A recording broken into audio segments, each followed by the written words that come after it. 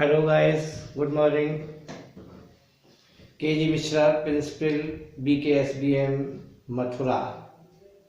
As well as I am the subject expert of chemistry also, and yesterday I have taught you chemical reaction and education, science of class 10. Many you have viewed the video, and in the same way daily view the video and benefited you. 100% you will get benefit and take benefit. Daily हम आपको आधे घंटे की video, ये निःशुल्क आपकी coaching है और इसका कोई चार्ज नहीं है, और इसे आप डाउनलोड करते रहें और आप पढ़ते रहें, आप अपना रिवीजन करते रहें. जो बच्चे कोचिंग करते हैं वो कोचिंग ही है इनकी, लेकिन ये कोचिंग क्या है, मेरी तरफ से सभी देशवासियों के लिए इस लॉकडाउन में निःशुल्क कोचिंग है. तो कोचिंग का फायदा उठाएं. कल हम पढ़ा रहे थे आपको, पिछले एपिसोड में मैंने पढ़ाया था आपको केमिकल रिएक्शंस, रिवर्सिबल रिएक्शन पढ़ाए थे मैंने, इरिवर्सिबल रिएक्शन पढ़ाया था मैंने, कॉम्बिनेशन और एडिशन रिएक्शंस पढ़ाई थी मैंने. इसके बाद आप आ जाइए सेकेंड, क्या है, डिकम्पोजिशन रिएक्शन. देखिए what do you mean by the decomposition reaction. Decomposition reactions, what do you mean by the decomposition reaction. Decompose हो जाना, टूट जाना. एंड डिकम्पोज कैसे होगा कोई सब्सटेंस, तो डिकम्पोजिशन कहें, और इसका दूसरा नाम भी है थर्मल डिकम्पोजिशन. क्या है, थर्मल डिकम्पोजिशन. क्या होगा थर्मल डिकम्पोजिशन, देखिए ब्रेकिंग डाउन है of a substance due to heat के कारण. तो आपने क्या कहा है, those chemical reaction in which a substance क्या हो जाता है, decompose into its constituent on heating is called decomposition और थर्मल डिकम्पोजिशन है. क्या कहा है मैंने, दोज केमिकल रिएक्शन और the process in which a substance decompose into its constituent on heating, जिसमें कोई सब्सटेंस हीट करने पर अपने कॉन्स्टिट्यूएंट में डिकम्पोज हो जाता है, ब्रेक डाउन हो जाता है, इज नोन एज डिकम्पोजिशन और थर्मल डिकम्पोजिशन. फॉर एग्जाम्पल के लिए, फॉर एग्जाम्पल हमने क्या कहा है, देखिए इस चीज के मैं आपको YouTube पर नोट्स भी दूंगा, सारे सिस्टमैटिक ढंग से सारे नोट्स भी दूंगा, तो आप इन नोट्स को भी डाउनलोड कर लें और पढ़ें, और ये हम आपको पढ़ाते भी रहेंगे. तो थर्मल डिकम्पोजिशन और डिकम्पोजिशन क्या है, the process in which a substance decompose into it's constituents on heating is called decomposition और थर्मल डिकम्पोजिशन. फॉर एग्जाम्पल ये देखिए CaCO3, ये है कैल्शियम कार्बोनेट, इसको क्या कहते हैं, लाइम स्टोन भी कहते हैं. क्या है, कैल्शियम कार्बोनेट, कैल्शियम कार्बोनेट. और दूसरा क्या नाम है इसका, लाइम स्टोन. क्या है, लाइम स्टोन. आप देखें कि राजस्थान में बहुत सारे लोग जो है क्या करते हैं, उनके खेतों में से पत्थरों को खोदते रहते हैं और वही उन्होंने उसकी क्या है, भट्टियां लगा रखी हैं खेतों में, और इसको ये क्या है 1200 डिग्री सेल्सियस पर इसको क्या करते हैं, भूनते हैं पत्थर को. तो ये क्या है, डिकम्पोज हो जाता है किस किस में, CaO कैल्शियम ऑक्साइड. ये क्विक लाइम होता है, क्विक लाइम, बिना भुजा हुआ चूना, जो मार्केट से आप खरीद के लेके आते हैं व्हाइट वॉशिंग के लिए. और क्या इसमें से निकल जाता है, कार्बन डाइऑक्साइड गैस निकल जाती है. ये देखिए, तो ये डिकम्पोज हो गया. तो आपने क्या कहा, the process in which a substance decompose into its constituent on heating, गर्म करने पर वे सब्सटेंस जो क्या हो जाते हैं, अपने कॉन्स्टिट्यूएंट जिनसे मिलकर बना है उनमें डिकम्पोज हो जाते हैं. तो थर्मल के कारण हुए, टेम्परेचर के कारण, तो क्या हो गया, थर्मल डिकम्पोजिशन. ये क्या है, लाइमस्टोन, चूना पत्थर, इसी का जो है ताजमहल बना हुआ है. अगर कोई आपसे पूछता है what is the formula of Taj Mahal, तो आप बता दीजिए CaCO3 calcium carbonate, because it is made of white marble, and white marble formula calcium carbonate. तो ये आपने देखा कि डिकम्पोजिशन क्या है या थर्मल डिकम्पोजिशन क्या है, ब्रेकिंग डाउन है, या the process in which a substance decomposes into its constituent on heating is called thermal decomposition। ये समझ में आ गया होगा। अब इसी के साथ साथ एक चीज और आती है बेटे, थर्मल डिकम्पोजिशन के साथ थर्मल डिसोसिएशन क्या है, what do you mean by the thermal decomposition and thermal dissociation. देखिए थर्मल डिसोसिएशन क्या है, जैसे आपने क्या लिया, अमोनियम क्लोराइड ले लिया, NH4Cl लिया, ठीक है ना, और इसको क्या कर दीजिए आप हीट कर दीजिए, तो ये अपने जिन कॉन्स्टिट्यूएंट से मिलकर बना है उसमें क्या हो जाएगा, डिकम्पोज हो जाएगा। ये क्या देगा, अमोनियम आयन देगा, और ये क्या देगा, क्लोराइड आयन देगा, ठीक है। ये डिकम्पोज डिसोसिएट हो गया ये, और फिर से इसको कूल कर ले तो ये फिर से ओरिजिनल सब्सटेंस बन जाता है। ये रिवर्सिबल रिएक्शन का एक एग्जांपल भी हो गया। तो आपने क्या है, ये क्या है, थर्मल डिसोसिएशन है, इसका नाम क्या है, थर्मल डिसोसिएशन। क्या होता है thermal dissociation, the process in which a substance dissociate into its constituent on heating, कि गर्म करने पर एक द प्रोसेस जिसमें कोई सब्सटेंस अपने कॉन्स्टिट्यूएंट जिनसे मिलकर बना उनमें डिकम्पोज एंड डिसोसिएट हो जाता है, and on cooling associate further again. अरे और ठंडा करने पर क्या है, फिर से वही सब्सटेंस बन जाता है। तो प्रोसेस क्या कहलाता है, थर्मल डिसोसिएशन है, थर्मल डिसोसिएशन। तो क्या कहेंगे, the process in which a substance dissociate into its constituent on heating and क्या है, एसोसिएट फर्दर ऑन कूलिंग, और फिर से एसोसिएट हो जाता है ठंडा करने पर, is known as thermal dissociation. तो अगर फिर आपसे ये थर्मल डिसोसिएशन और थर्मल डिकम्पोजिशन में क्या डिफरेंस हुआ, अगर हमने कहा कि हम आपको पूछ रहे हैं थर्मल डिकम्पोजिशन और क्या है थर्मल डिसोसिएशन, क्या डिफरेंस है थर्मल डिकम्पोजिशन थर्मल डिसोसिएशन में। ये थर्मल डिकम्पोजिशन क्या है, the process in which a substance decompose into its constituent on heating and do not associate further on cooling। और ठंडा करने में फिर वो सब्सटेंस नहीं बनता। फॉर एग्जाम्पल भी लिख दो, जैसे ये क्या है CaCO3, और आपने क्या कहा, हीट कर दिया इसको 1200 डिग्री सेल्सियस पर, तो ये क्या है CaO दे रहा है और कार्बन डाइऑक्साइड निकल रही है।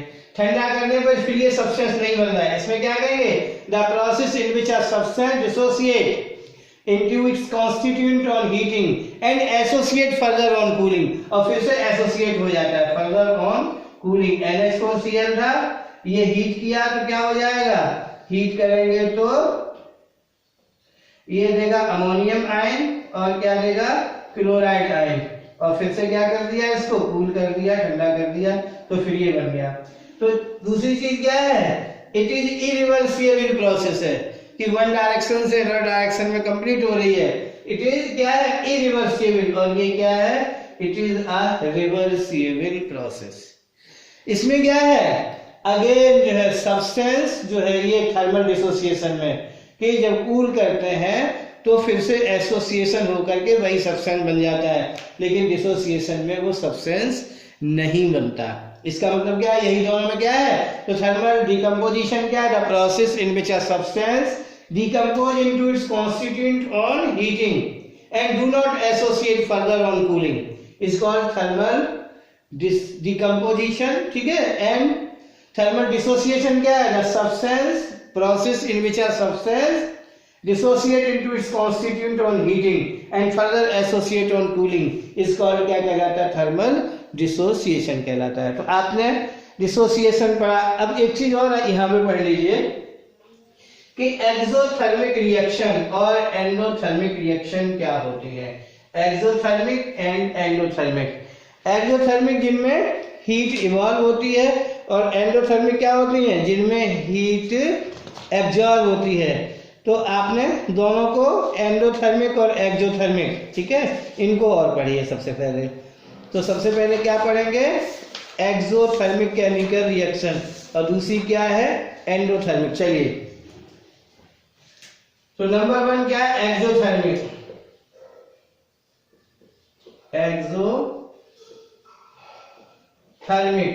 Chemical reaction, exothermic reactions. और एंडोथर्मिक। तो एक्सोथर्मिक क्या है? देखिए, those chemical reaction in which heat energy is evolve, अपने आप निकलती है। दो सब्सटेंस को मिलाएंगे, जैसे मार्केट से क्या लेकर के आए आप? CaO, ये क्या है? क्विक लाइम है। क्या है? Quick lime. ये ले आए मार्केट से और ला करके घर में किसी टब में डाल दिया और उसमें क्या डाल दिया? पानी डाल दिया। तो ये क्या बनाता है? आप थोड़ी देर में देखेंगे, CaOH का होल ट्वाइस। ये क्या है? Slagged lime. क्या बनता है? Slagged lime. और हीट, अब बहुत अधिक हीट इवॉल्व होती है। आपने देखा भी होगा, जैसे ही उसको क्विक लाइम को पानी में डालकर थोड़ी देर बाद अपने आप वो क्या है? उसमें रिएक्शन होने लगती है और बहुत सारा वाटर जो है बॉयल होने लगता है सारा का सारा, और एक अपार हीट निकलती है उसमें से। तो क्या है? क्विक लाइम को जब वाटर में डाला तो इसने क्या हीट प्रोड्यूस की, तो ये क्या है? एक्सोथर्मिक रिएक्शन है। क्या है? Exothermic reaction. तो एक्सोथर्मिक रिएक्शन क्या होती है? Those chemical reaction in which heat energy is produce are said to be exothermic chemical reactions. For example एक और देख लो, जैसे कोई एसिड लिया आपने HCl, ठीक है, एक्वस सोल्यूशन में ही आयोनाइज होगा, और ये क्या लिया आपने? कोई NaOH, क्या लिया? एक बेस लिया, ये भी एक्वस में ही रिएक्शन करेगा, और ये क्या बना देते हैं? NaCl और वाटर बना देते हैं। तो आप अगर कोई एसिड और बेस डालें टेस्ट ट्यूब में, फिर टेस्ट ट्यूब को देखें तो टेस्ट ट्यूब हीट हो जाती है। इसका मीनिंग क्या है? कि इस रिएक्शन में, इनकी रिएक्शन में न्यूट्रलाइजेशन हुआ और हीट प्रोड्यूस हो रही है। तो ये भी क्या है? एक्सोथर्मिक है। Those chemical reaction in which heat is evolve. या आप ये कहें, चलिए पहले एक्सोथर्मिक और एंडोथर्मिक भी बताते हैं, देन आफ्टर फिर आपको दूसरी तरह से बताते हैं कि एक्सोथर्मिक और एंडोथर्मिक केमिकल रिएक्शन क्या होती है। तो ये एक्सोथर्मिक रिएक्शन। अब आ जाइए एंडोथर्मिक केमिकल रिएक्शन। क्या बताना है? Endothermic reactions. देखिए, कुछ ऐसी रिएक्शन होती हैं जिन्हें हमें क्या करना पड़ता है? हीट देनी पड़ती है, तब रिएक्शन होती है। जैसे भी आपने क्या देखा था कि CaCO3 था, ये तब डिकम्पोज हुआ जब इसे कितनी हीट दी? यानी 1200 डिग्री सेल्सियस इसको हीट दी। जब इसको गर्म किया तब क्या है? इसमें से क्या है? CaO और CO2 बन करके निकली। इसका मतलब क्या? इसे हीट देनी पड़ रही है। ये क्या है? इंडोथर्मिक है। एंड देन जब ये बन गया था आपका, तो CaO बन गया था, इसमें वाटर डाल दिया था, ठीक है ना, और जब ये क्या बना? CaOH का होल ट्वाइस बना, तो इसमें यहाँ पर बहुत सारी हीट निकल रही है। इस रिएक्शन में ये तो क्या है? एंडोथर्मिक है, और इसमें हीट इवॉल्व हो रही है। ये क्या है? एक्सोथर्मिक है। तो अगर एक्सोथर्मिक हमने बना दिया आपको, एंडोथर्मिक रिएक्शन क्या होती है? Those chemical reaction in which heat energy या हीट इज एब्जॉर्ब या heat energy is absorb reaction are said to be endothermic chemical reaction. एक और एग्जांपल हम आपको बताते हैं। जैसे हमने क्या ले लिया? N2+O2 है ना, और ये क्या है? ट्वाइस ऑफ नाइट्रिक ऑक्साइड बन जाता है, माइनस ये क्या है? 43,000 यानी कैलोरी, ठीक है, या समथिंग लगभग ये है। इतनी जो है क्या है? हीट एब्जॉर्ब हो रही है। इसका मतलब ये जो यहाँ जो साइन है, ठीक है ना, माइनस का, इधर ले आएंगे, इसका मतलब क्या हुआ? यहाँ आगे लिख दो, ऐसे भी लिख सकते हो इसको कि N2+O2, और इसमें क्या दे दिया आपने? प्लस 43,000 कैलोरी, इतनी हीट दी, तब ये क्या बनता है? नाइट्रिक ऑक्साइड बनता है। इसका मतलब क्या है? ये रिएक्शन क्या है? एंडोथर्मिक केमिकल रिएक्शन है। तो एंडोथर्मिक क्या होती है? इन विच हीट इज एब्जॉर्ब, और एक्सोथर्मिक क्या होती है? इन विच हीट इज इवॉल्व। एक तरीके से और भी इनको एक्सप्लेन किया जा सकता है। देखिए, आपने क्या कहा है कि आपने कहा कि एक्सोथर्मिक रिएक्शन, फिर से समझ लो, एक्सोथर्मिक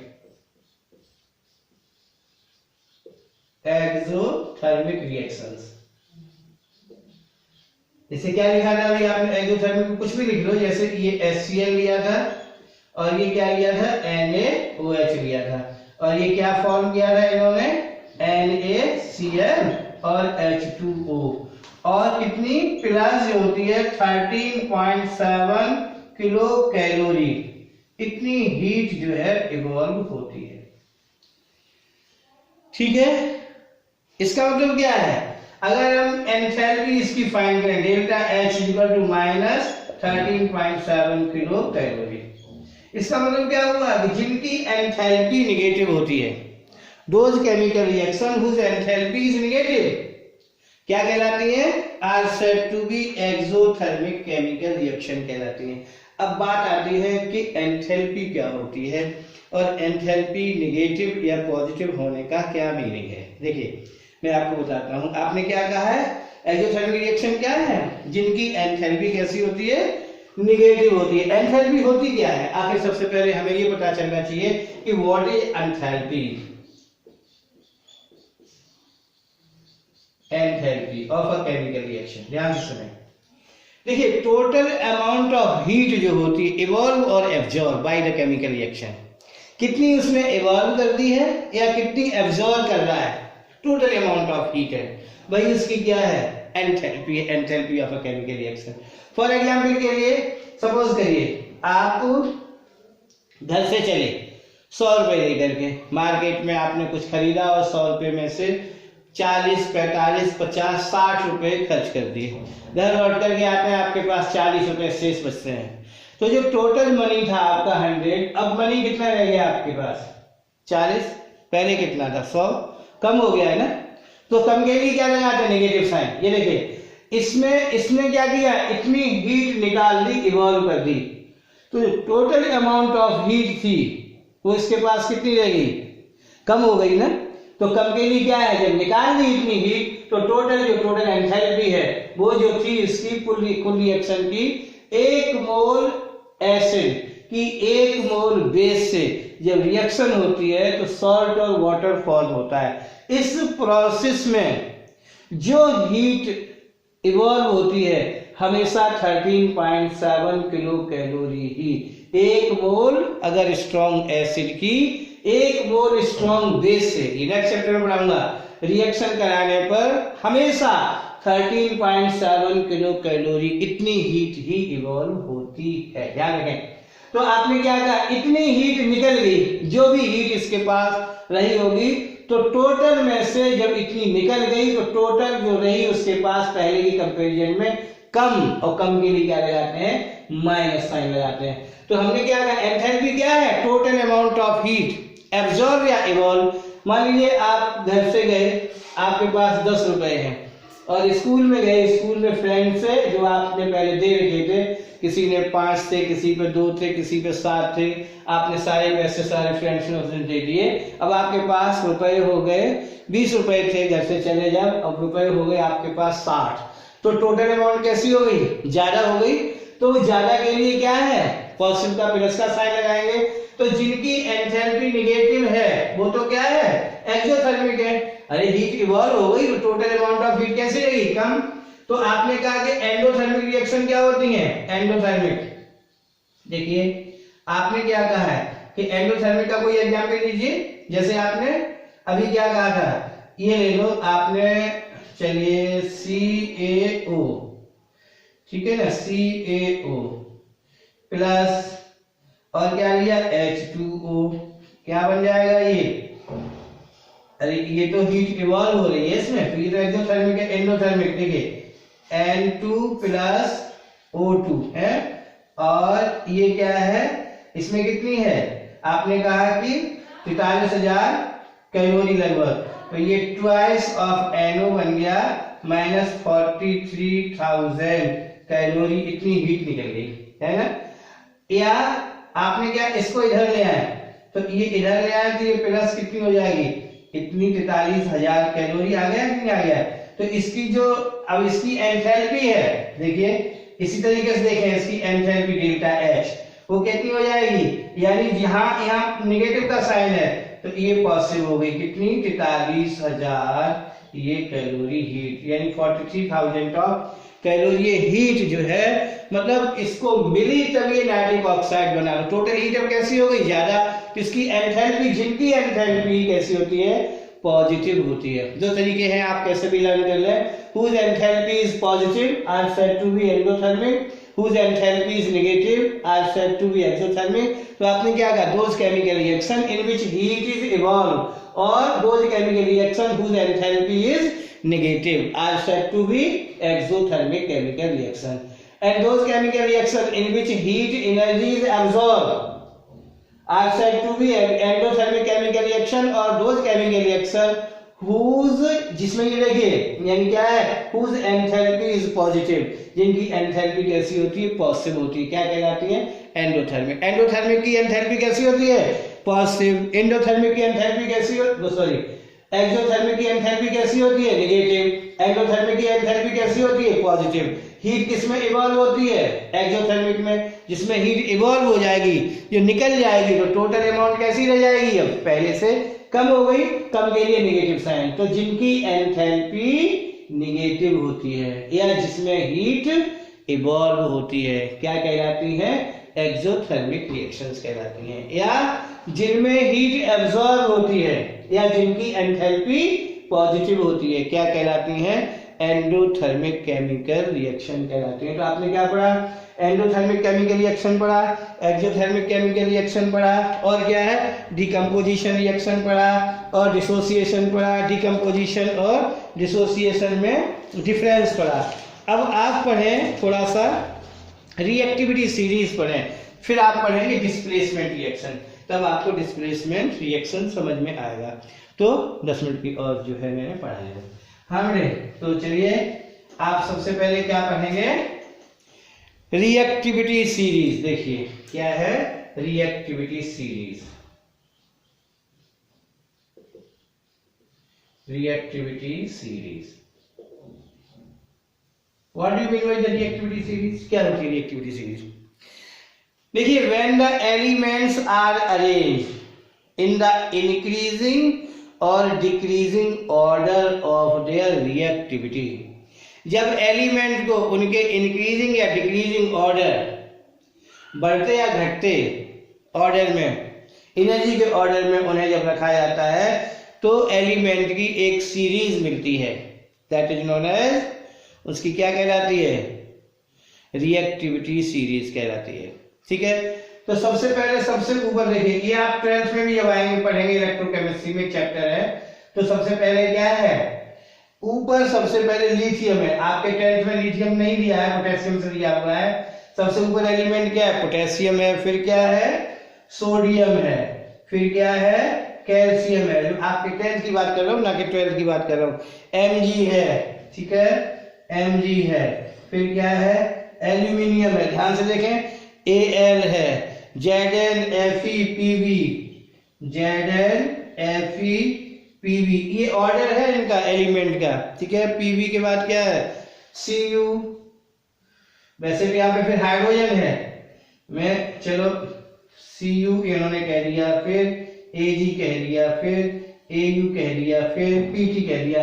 अब मैं आपको जो थोड़ा सा 12th में है उसके बेस पर समझने की कोशिश करिए। देखिए, ये जैसे लिथियम है, लिथियम सबसे ऊपर है, इसका इलेक्ट्रोपोटेंशियल -3.05 है, सबसे कम है EMF वैल्यू।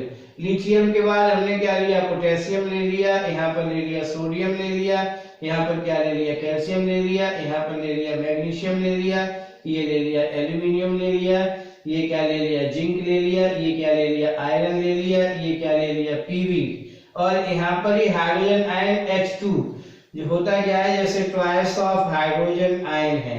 ठीक है ना, ये 2 इलेक्ट्रॉनों को गेन करते हैं और ये क्या है, H2 बना देते हैं। और हाइड्रोजन के नीचे क्या है, Cu है, Cu के नीचे क्या है, Ag है, Ag के नीचे क्या है, Au है, Au के नीचे क्या है, प्लेटिनम है। तो हर ऊपर वाले का ऊपर की तरफ बढ़ेंगे, तो ये क्या है, इंक्रीजिंग ऑर्डर है, और नीचे की तरफ चलेंगे तो डिक्रीजिंग ऑर्डर ऑफ रिएक्टिविटी है। ये क्या है, नीचे की तरफ क्या है, डिक्रीजिंग ऑर्डर है, डिक्रीजिंग ऑर्डर ऑफ रिएक्टिविटी है, और ऊपर की तरफ क्या है, इंक्रीजिंग ऑर्डर ऑफ रिएक्टिविटी। देखिए लिथियम का ईएमएफ जो होता है, इलेक्ट्रोमोटिव फोर्स, सबसे कम होता है नेगेटिव में, -3.04 या 05 होता है। तो ये पोटेशियम का इससे ज्यादा है, सोडियम का और ज्यादा है, कैल्शियम का ज्यादा है, हाइड्रोजन का कितना हो जाता है, ईएमएफ वैल्यू 0 हो जाता है, कॉपर का फिर कितना हो जाता है 0.34 प्लस में, सिल्वर का कितना हो जाता है 0.80, ऐसे ही बढ़ता जाता है। यहाँ से ऊपर सारे नेगेटिव है, और ये कितना है -3.05 वोल्ट, सबसे कम है। तो जिसका वर्क फंक्शन सबसे कम होगा उसकी पावर सबसे ज्यादा होगी। जो यानी आपके जो कंट्री का जो पीएम है, प्राइम मिनिस्टर है, उसका वर्क सबसे कम है लेकिन पावर उसकी सबसे ज्यादा है। वो किसी भी सीएम को हटा सकता है, सीएम किसी डीएम को हटा सकता है, डीएम किसी और जो है अपने से छोटे अधिकारी को डिस्प्लेस कर सकता है। तो जो ऊपर है, जिसकी ईएमएफ वैल्यू कम है, अर्थात जिसकी रिएक्टिविटी ज्यादा है, जिसका ईएमएफ इलेक्ट्रोमोटिव फोर्स जितना कम होगा उसकी रिएक्टिविटी उतनी ही ज्यादा होगी। तो हमने क्या कर दिया, when the elements are arranged in the क्या है, इंक्रीजिंग ऑर्डर या डिक्रीजिंग ऑर्डर, यहां से ऊपर की ओर उल्टा करके लिख लो।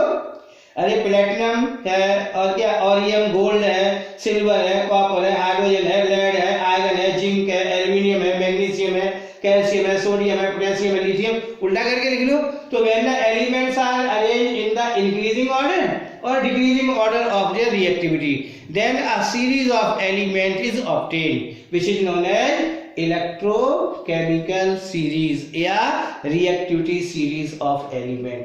तो अब आप ये ध्यान रखें कि लिथियम जो है अपने से नीचे सारे एलिमेंट को डिस्प्लेस कर सकता है, पोटेशियम लिथियम को नहीं कर सकता, बल्कि पोटेशियम अपने से नीचे ये सारे कर सकता है। और इतने जो ऊपर के जो एलिमेंट है, मेटल है, हाइड्रा एसिड, ऐसे जो एसिड जिनमें हाइड्रोजन होती है, सभी एसिड में हाइड्रोजन होती है, और वो हाइड्रोजन को इवॉल्व कर सकते हैं, लेकिन जो हाइड्रोजन से नीचे हैं वो हाइड्रोजन को इवॉल्व नहीं कर सकते, क्योंकि उनकी रिएक्टिविटी क्या है, हाइड्रोजन से कम है। ईएमएफ वैल्यू क्या है, हाइड्रोजन से ज्यादा है। फॉर एग्जांपल जैसे ये हमने एक एग्जांपल लिया, Zn+H2SO4 है, ये हाइड्रा एसिड है, जिंक क्या है, एक मेटल है।